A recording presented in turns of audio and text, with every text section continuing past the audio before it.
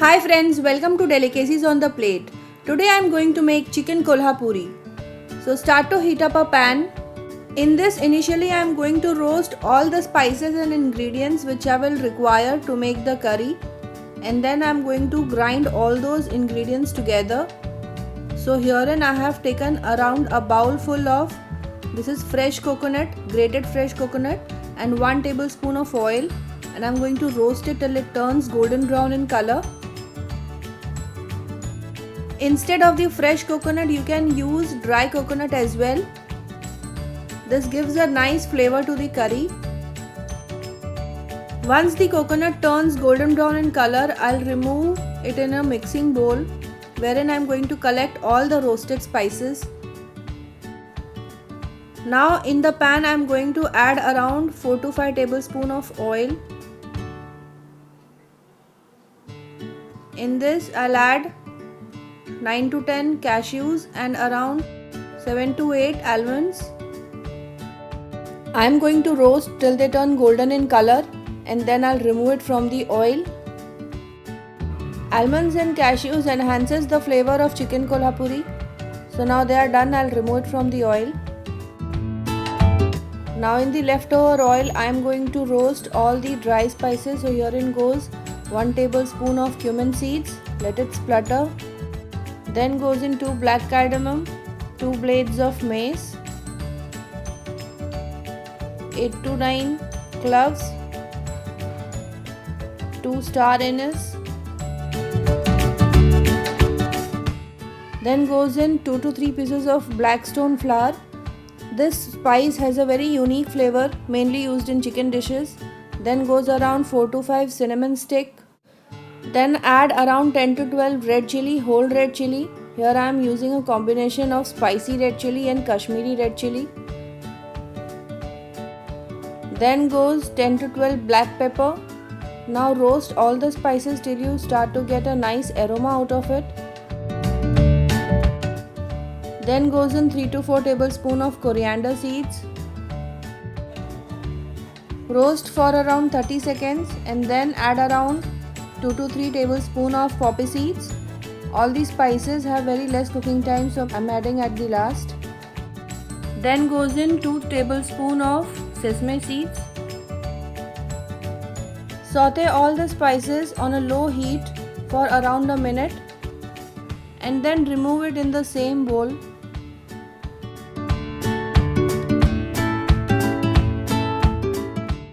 Again in the same pan I'm going to add a dash of oil,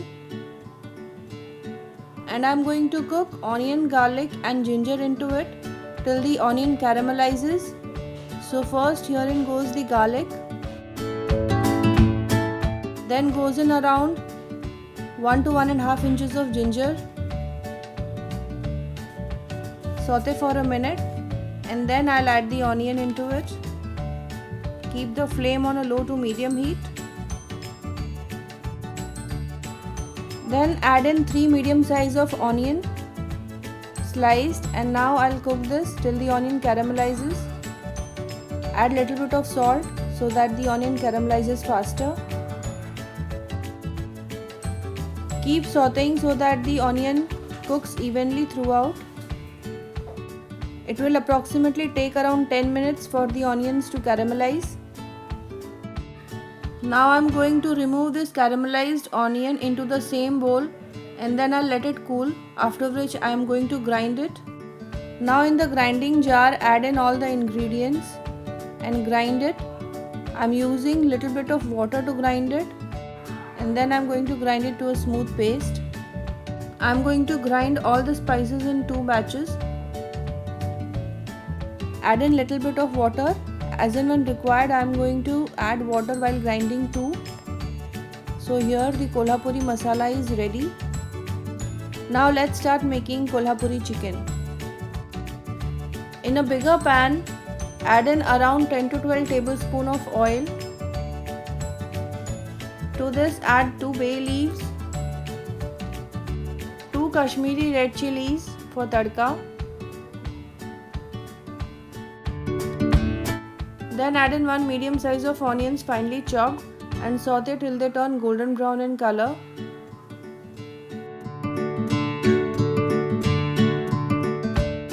In this, add the Kolhapuri masala. Add in 1 tablespoon of garam masala, 2 tablespoon of red chili powder. I am using Kashmiri red chili powder. 1 tablespoon of turmeric powder. Now mix the masala well and cook for around 2 to 3 minutes. As the paste is already cooked, it will not take much time and it will start to leave the oil. Now to this I am adding 1.5 kg of on the bone chicken.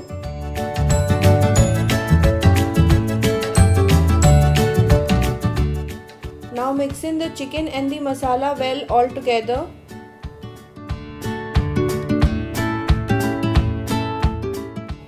After the masala and chicken is mixed well, in a grinder make a paste of 3 medium size of tomatoes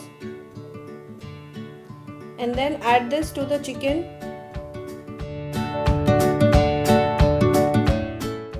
Along with the tomatoes, herein I am adding half bowl of soaked tamarind. This will give a nice tangy flavor to the chicken. Now add the paste to the chicken, mix it well, and then I'll cover and cook till the chicken is completely done. It becomes tender.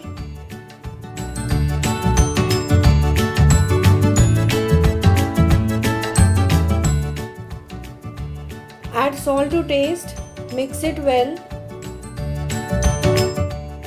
After you cover and cook, keep stirring at regular intervals so that the chicken is evenly cooked. It will approximately take around 20 minutes for the chicken to get cooked.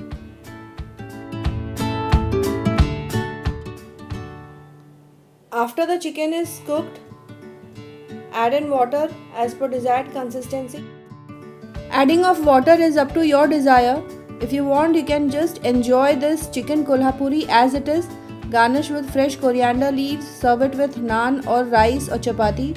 It will really taste very nice and very tasty. But I prefer chicken to be a bit in a curry form, so I have added water and this consistency is completely perfect. I'll cover and cook for another 5 minutes.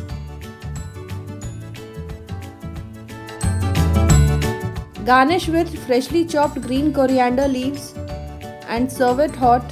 Enjoy this chicken kolhapuri dish with your family and friends. If you have liked this video, do give a thumbs up, share it with your friends and subscribe for more such delicious recipes on Delicacies on the Plate.